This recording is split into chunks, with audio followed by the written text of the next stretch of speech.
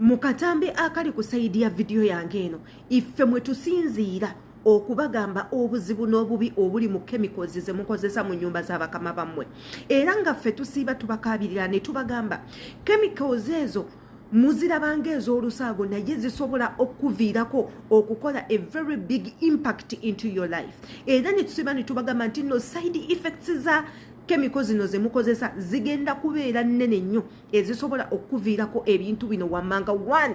okufuna skin cancer 2 okufuna heartbreak oba okufuna heart stop oba okuleetera omutima gwo okubanga tegufunctioninga bulungi either okulwala omutima oba enkyukakyuka mu ngeri y'omutima gwo gye gukolamu nga mu kukuba nga mu kutambuza omusaayi n'ebintu ebirala ne tubagamba nti no chemicals ezo zisobola okuleetera brain damage obwongo ne bubeera nga bukyukakyuka mwotya we buyina okufunctioninga na butya bw'otegeranga gw'omuntu ne tubagamba nti ekirala chemicals zineno zisobola okukutta amaaso nga gwe omuntu azikozesa ne tubagamba chemicals zineno zisobola okubalwaza fungal infections ezikwata enjala teekako n'ezikwata olususu byonna wamu sikalupu lususu ebintu ebityo era ne tubagamba mubeere nga mwegendereza nnyo nga mukozesa chemicals zino abamu kummwe mwagala nnyo okukola okusanyusa bakama bammwe ne mwerabira obulamu bwammwe ne mutajjukira nti nno obulamu bwo wajja ng'oli mulamu ne weerabira nti nno obulamu bwo ate we bugenda mu lusuubo mukama wo is not countable so yenze aditanga bulijjo following a page eno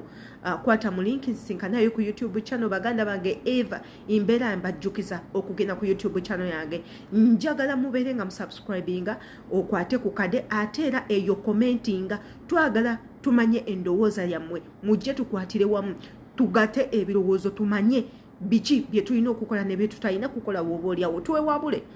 so tuli ku katambi kaneno akali musaidia video yange yanne tulaba nti nno omwana omuwala ono chemicals zimwokyeza engalo zonna ne zituuka n'okumwerako enviiri ku mutwe gwe kino kye mbagambye ekya fungal infections ezikwata olususu chemicals zineno zirimu acid mungi nnyo acid asobola okuyita mu lususu lwo n'akudamaginga each and every cell eri mu bulamu bwo oba cell eri mu mubiri gwo n'ofundikira nga otandise okufuna ebizibu w'ebiti it could be nga omwana ono just yafuna bufunye scalp problems like any other person nga tebivudde ku chemical kisoboka kubanga ensi zeno ebirwadde ebikwata omutwe oba ebikwata enviiri bingi nnyo me personally mwena ababadde basubscribinga ku YouTube channel yange nabakolirako videos nga nfunye scalp yeast infection na jijeno mbatolinze ne yeast eyo ekyaganye okuwona mbatolinze I've used each and every medication, went to different doctors, seen dermatologists abakola ku ebyo ebintu naye it's like all in vain ntaddemu sente nyingi nnyo okulaba nti mpona katandika kantu katono nnyo bwe kati no nekakuviiramu ebizibu so it could be one of those obanga omwana ono yafuna just infection nga tekivudde kuki ku chemicals naye if it is chemicals wano we tusinzira ne tubagamba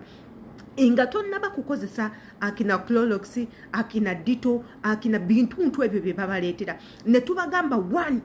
gwe kennyini yiga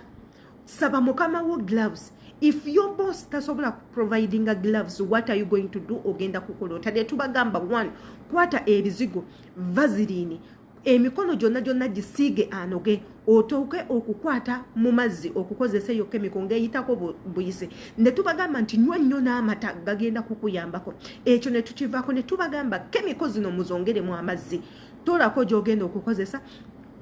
yiwamu amazzi nga mangi okusinga chemical yiwamu amazinga mangi okusinga chemical so erimwe baganda baffe abakozesa vinegar okwoza ebintu n'ebintu ebirala you too do the same bwe mutakola ebintu webiti mugenda kufuna infections ejeza buli bukika mugenda kulwala ebirwadde ebya buli kika togenda kukoma kubanga oshedinga nviiri zokka wabula ekiseera kijja kutuuka ofune ne kansa w'olususu ekiseera kijja kutuuka olwale omutima ekiseera kijja kutuuka olwale nga tokyas tasobola kussa bulungi nga nosozi zonna eziyingiza empewo ey'okusa zonna ziri blocked. Wonooba ekyo kintu tokikoze ojja tuuka ekiseera ng'obeera dize all the time. Mutandike okusesema nga w'olya emmere tekutuula mu luuto, mutandike okulwala so gwe ng'omuntu, mutandike nammwe okwefaako, muziyize ebimu ku bintu nga bino endwadde bwezitijjukira. Endwadde bw'ozijja eno nga tojjanjabe tofunyeko ku first medication